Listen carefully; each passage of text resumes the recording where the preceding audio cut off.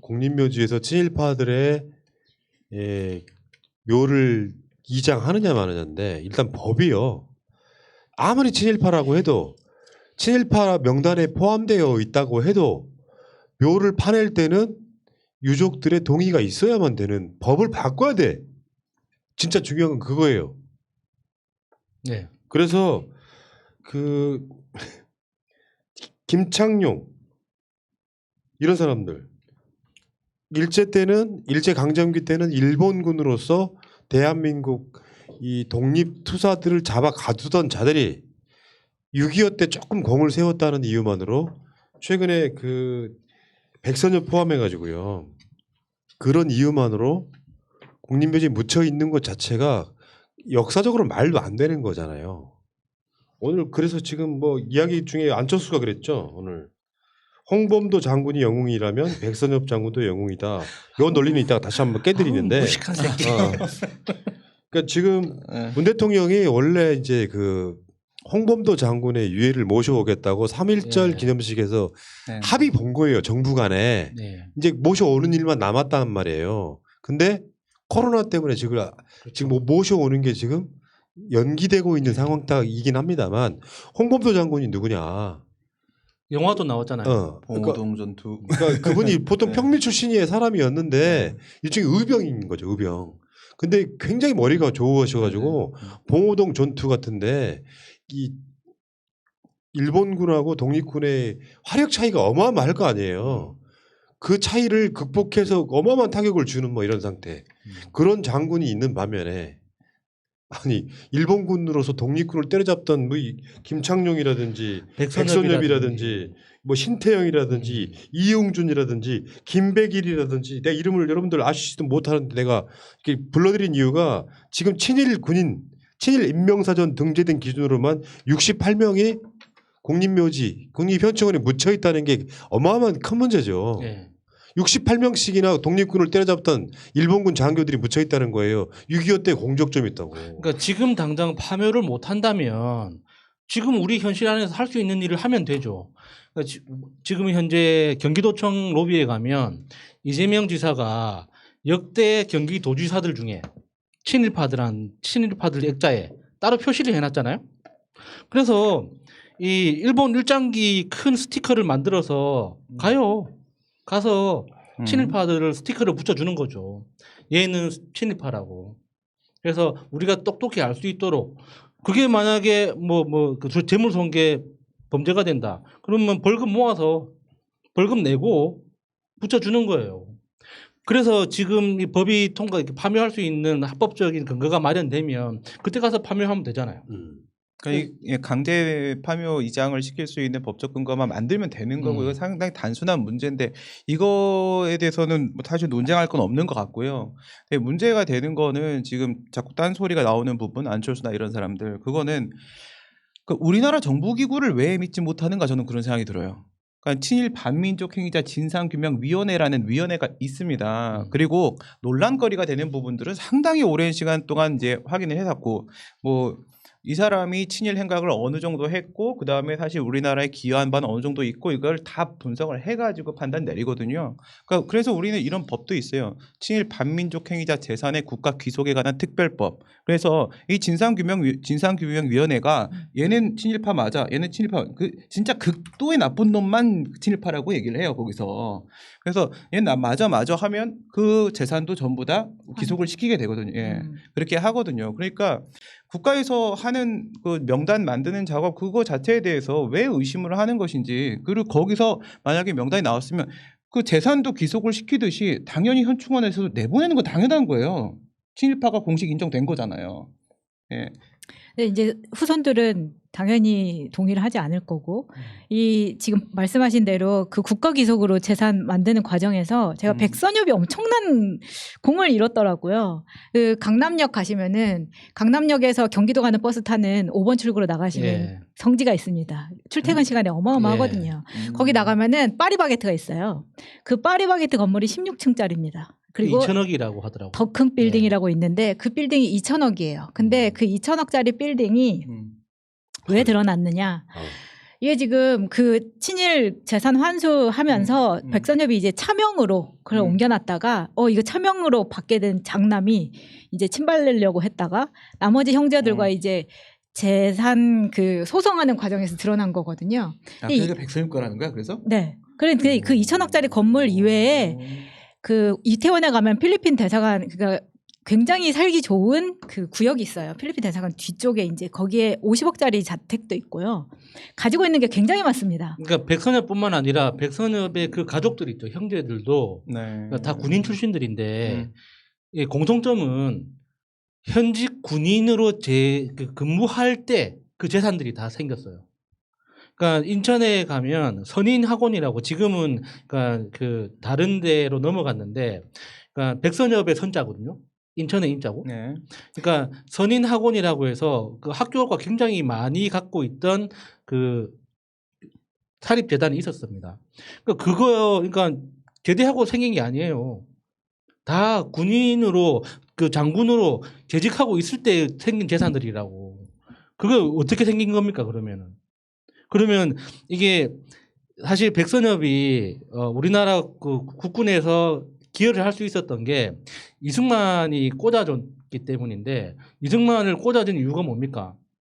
그러니까 박정희 시대 때 그 박정희가 대통령이 되고 나서 그 비로소 백선엽이 그러니까 승승장구하게 됐는데 이 조선 남로당 그 조직 총책으로서 박정희가 조직을 다 갖다 바쳤잖아요 이승만한테. 그래서 원래 사형 당해야 됐는데 원래 그 당시 상황으로는 박정희는 사형감이었는데 박정희를 찍어서 살려준 사람이 백선엽이었거든요. 그러니까 백선엽이 왜 그러면 박정희만 찍어서 살려줬느냐? 간도특별 때 만주 동기예요. 그러니까 한해 선배지. 그러니까 백선엽이 한해 선배지. 굉장히 네. 친분 관계가 있어요. 그래서 백선엽이 박정희를 찍어서 박정희만 살려줬다고. 그러니까 박정희가 쿠데타 성공하고 나서 대통령 직군에서 제일 먼저 챙긴 사람이 누구겠습니까? 백선엽을 챙겨줬다고. 그러니까 백선엽은 거의 이제 그러니까 자기 위에 아무도 없는 거예요. 박정희조차 없는 거야. 그런 상태에서 장군의 지위에서 못할 게 뭐가 있습니까? 근데 지금 또 논란이 되는 게 올해 백선엽이 100살이에요. 엄청 장수하고 있습니다. 좋은 거 많이 먹어서 그런지. 네, 이 사람이 죽으면 이 사람도 사실은 지금 현충원 안장이 예약이 되어 있는 거예요. 장군님이니까. 그러니까 스티커가 필요하다고. 그래서 지금 현행법으로 어쩔 수 없다면 뭐 본인은 스티커라도. 그 서울에 있는 현충원 장군 묘역 거기가 지금 꽉 차가지고 들어갈 자리가 없습니다. 그래서 어쩔 수 없이 이제 대전으로 가야 된다. 우리 동네예요. 동작구. 그냥 무슨 더 큰 빌딩? 그러니까 더 큰 빌딩? 그 빌딩 이름을 현충원으로 바꿔주면 안 돼요? 그래서 거기다 그냥 파묻어 버리면 되잖아. 그러니까 이게 안철수가 그 무식한 건 그거지. 홍범도 장군이 영웅이라면 백선엽도 영웅이다 이런 말에는 간도 특설에 대한 이해가 없기 때문에 그래요.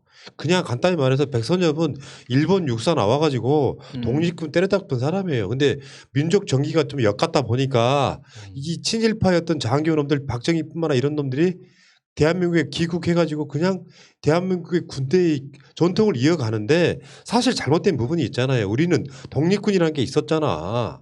뭐 그 독립군들이 사실 대한민국 군대의 중요한 정통성이 있어야 되는데 일본 놈들 장교하던 놈들이 독립군 때려잡던 사람들이 대한민국의 정규 육군, 공군, 해군의 이런 혈통이 돼버린 거예요. 네. 그러면서 지금 백선엽 같은 경우는 나중에 장관까지 하죠. 저기 박정희 때. 네. 그러면서 이렇게 부를 쌓은 거야. 2천억짜리. 이런 상황에서 이런 사람들이 뭐 현충원에 들어가고 말고가 내가 백선엽이라면요 안 들어가겠다고 할 것 같아요. 왜냐하면 분명히 그냥 말이 친일이지 완전히 일본을 위해서 복무했던 사람이고 그렇죠. 같은 독립군들한테 대해서 총뿌리를 겨누고 목숨을 죽였던 자들이잖아요. 그런 사람들이 최소한 다른 문제에 있어서는 몰라도 친일한 건 맞고 이 사람들이 대한민국의 독립을 방해한 게 맞잖아. 어떻게 뻔뻔스럽게 대한민국 현충원에 들어간다고 합니까? 황교안이 자유한국당 당대표 시절에 요 아저씨 백선엽 할아버지 방문도 했었죠. 예방 귀한 분이라 그랬었지 대충. 네. 그때도 대충 그런 느낌이 있었잖아. 이 지금 안철수가 홍범도 장군이 일제와 맞서 싸운 영웅이라면 백선엽 장군도 공산 세력과 맞서 자유 대한민국을 지킨 영웅입니다. 이러면서 이제 현충원에 들어가는 이렇게 얘기를 했잖아요. 그러면 이제 제가 안철수 씨께 제안을 드릴게요. 우리는 그래서 법을 만들었고요. 네, 친일 반민족 행위자 진상규명위원회에서 판단을 내리는 기구가 있습니다. 그러면 법을 만드세요. 능력 있으시면. 그래서 친북 반자유 행위자 진상규명위원회를 만드시고요. 거기서 확인을 해주시면 뭐 통과될 수도 있겠죠. 그러니까 지금 있는 법에 지금 난 무슨 생각이 드냐면, 그러니까 공산 세력에 맞선 거하고 그 다음에 일제에 맞선 거하고 그것을 동등하게 놔야 되는가, 형량을 해야 되는 건가? 물론 형량을 해야 되는 부분도 있어요. 있긴 있어. 그 정도에 따라서. 그런데 우리나라가 무슨 의원 내각제여서 뭐 당 안에서 총리를 만들어서 지금 문재인 대통령이 총리인 겁니까? 그런 것도 아니고 대통령제 하에서 지금 우리가 뭐 엽관제를 실시하고 있어서 대통령이 당선되자마자 공무원 한번 다 갈아치우고 해서 우리 편으로만 쫙 이렇게 깔아놓은 겁니까? 그게 아니지 않습니까? 왜 정부를 국가기관을 왜 믿지 않습니까? 그리고 그런 게 필요하면 법을 만들어서 추진을 하시기 바랍니다. 근데 안철수 너무 무식해요 진짜. 그러니까 뭐 할 말이 없어. 이게 홍범도 장군하고 백선엽하고 비교한다는 것 자체가 현대 사회에 대한 기본적인 상식이 전혀 없다는 거예요. 그러니까 한 사람은 독립군 때려잡던 친일 군인이고 종일 완전히 그런 거잖아요. 그냥 일본 사람이고 사실. 그리고 그러니까 이 안철수는 그러니까 발언의 취지는 알겠습니다. 그러니까 미래통합당에 좋은 인재가 여기 있으니까 나를 모셔가라. 그래서 그쪽 그러니까 공산 세력이라는 공산당이라는 그 공산주의라는 그거에 대한 어떤 악마화된 이미지 있죠. 그러니까 악마와 싸운 백선엽이기 때문에 우리 역사의 인물로 대우해줘야 된다 이 논리잖아요. 그러니까 공산당은 악이다. 악랄하기 때문에 우리가 무찔렀던 그 시대가 옳다는 그 미래통합당의 논리를 그대로 반영해 주는 맞아요. 거거든요. 되게 평면적이야 생각이. 그러니까 이게 지금 진짜. 박정희에 대한 평가를 할 때 대표적으로 일본군 장교지. 그것도 자기 혈서를 쓰고 받아달라고. 그 일본 육사 가서 일본군 장교지. 그리고 독립군 때려잡았죠. 그리고 나와서는 나중에 쿠데타 일으켜가지고 그러니까 소위 저쪽 프레임이긴 한데 경제를 살렸다. 산업화의 뭐 상징처럼 됐잖아요. 그리고 독재를 했죠. 얘네들은 이런 게 있어요. 역사 속에 일본군 장교였던 것과 독재했던 것은 하나도 안 중요해. 항상 늘 이렇잖아. 경제를 살린 대한민국 무슨 뭐 은인이나 되는 것처럼 이야기하는데 이러니까 민족 정기가 없는 거예요. 친일은 친일대로 평가를 받아야 되고 독재는 독재대로 평가를 받아야 되는데 가장 나쁜 반민족 행위자인 친일 일본군 장교로서 독립군을 때려잡던 그 역사와 독재에 대한 평가를 제대로 안 해주고 계속 산업화만 이야기하면 역사적인 평가가 나올 수가 없는 것이거든요. 이런 방식으로 인물을 평가하는 건 말이 안 되고 백선엽은 그 과정을 통해서 막 학원도 있죠. 그 그러니까 사학재단 같은 것도 있고 막 그래가지고 어마어마한 부를 축적했단 말이에요. 간단히 말하면 독립군을 때려잡던 일본군 장교도 대한민국에 와서 줄만 잘 타면 이게 우리가 제일 싫어하는 부분이잖아요. 독립군의 후예들은 지금도 쪽방에 주무시는 분들이 사는 분들이 있는데 친일했던 놈, 독립군 때려잡던 놈들은 수천억 원의 부를 축적한 놈들이 됐잖아요. 이거 어떻게 해야 될 거야? 지금 21대 국회에서는 이런 것들을 해내야 된다는 겁니다. 국민들 중에 반대할 분들이 있을까요? 백선엽이 현충원에 이장되지 그러니까 묻히지 않는다라든지 68명의 친일 장교들을 현충원에서 파낸다라든지 반대할 사람들이 몇 명이나 있을까요? 과감하게 하세요. 국회든 뭐. 유족들도 창피해서 나오지 못해요. 네. 백선엽은 아직 묻히지 않았는데 벌써 이장을 얘기하는. 오늘 여담으로 김태년 원내대표가 원구성 마치자마자 대북 전단 살포 금지법 만들겠다고 했어요. 통과 가능하거든요. 그러니까 대북 전단 살포 금지에 또 미래통합당이 반대를 하던데 실제로 남북 평화에 결정적인 영향을 끼칩니다. 간단히 말해서 대한민국 사람들의 안전에 상당히 위험 요소가 될 수 있어요. 이거 법으로 만들 수 있잖아요. 그러니까 아까 말한 그 금지법도 마찬가지고. 그러니까 이건 너무 상식적인 건데 진짜 이 사람들 국적이 어딘지 의심스러운 게요. 만약에 일본 사람들이 일본 극우들이 자기들 땅에서 뭐 대한민국이 나쁘네 뭐 무식하네 뭐 이래 온갖 가짜 뉴스 만들어 가지고 저들끼리 그냥 갖고 노는 거 그렇다고 쳐. 근데 걔들이 배 타고 우리나라 그 국경 근처까지 와가지고 풍선에 매달아가지고 너희들은 뭐 무식하지, 뭐 문재인은 뭐 이런저런 욕해가지고 그 전단을 날린다고 생각해 보세요. 그거 우리가 그냥 쟤들은 표현의 자유가 있으니까 일본 사람들의 표현의 자유를 인정해서 우리가 그냥 다 감수해야 되는 겁니까? 외교적으로 문제 삼아야 되는 거예요. 그러니까 국내에서 일본 땅에서 지들이 뭐라고 하든지 간에 그거는 지들 문제지만 우리나라 국경에 와서 장난을 시작하는 거는 완전 다른 문제거든요. 근데 이거 그러니까 북한 입장에서 대북전단이 그런 식으로 작동하는 거예요. 왜 우리가 무슨 자격으로 그 북한이라는 다른 정부에 대해 정부의 내부 사정에 대해서 무슨 자격으로 비판을 하는 거예요. 그러니까 북한은 자기 권리를 주장하고 있는 건데 이건 진작에 문제가 됐어야 되는 거예요. 그러니까 정치적인 문제가 아니라 그냥 쓰레기 무단 투기 이로도 굉장히 문제가 심각한 거거든요. 대부분이 우리나라 땅에 떨어지는데 이걸 놓고 뭐 북한 편 아니냐 정부가 아니냐 뭐 이런 식으로 얘기할 수 왜 굳이 그런 법을 지금 막 이런 얘기를 하는데 이거는요 이미 내용이 있는 거예요. 4.17 그 판문점 선언에 있는 거고요. 그게 지금 확성기 방송 안 하기로 한 거는 군대에서 하는 거니까 여기서 우리가 중단을 했고요. 서로 중단을 했고 전단 살포도 하지 않기로 돼 있단 말이에요. 선언에.